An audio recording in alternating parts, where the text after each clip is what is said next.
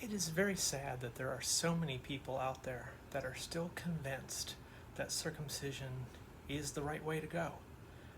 It shows how much more work needs to be done to educate people and to explain why circumcision is, one, not only not necessary, but also is wrong to do in the first place. It is unethical to remove the body part of someone else just because we feel like it. I have heard many people trying to tell me, well, I don't know what it feels like to not have my foreskin.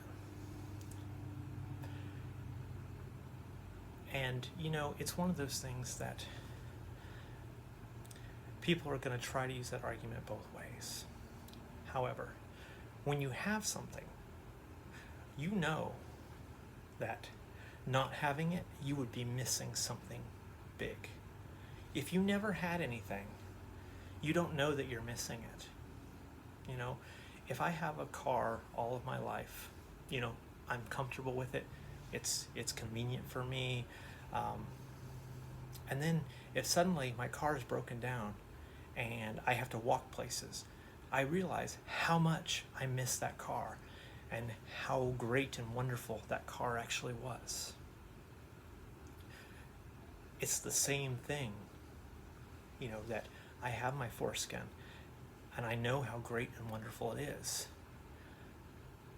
Not having it would be a great loss and would greatly decrease my experience. Someone that has never had their foreskin will not know that loss. It's true. But they need to realize that something was taken from them and something major is missing from their penis. The foreskin is the part of the penis that has the most feeling and the most pleasurable sensations. It's not the glands like most people think, or head of the penis as many people refer to it. It's the foreskin. That's where the pleasure resides.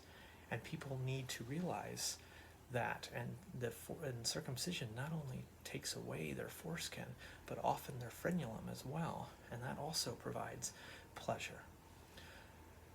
And so they need people who have experienced it, such as myself, to speak up and tell them, how dare you take this away from people? How dare you rob them from birth of a very important and great part of their body?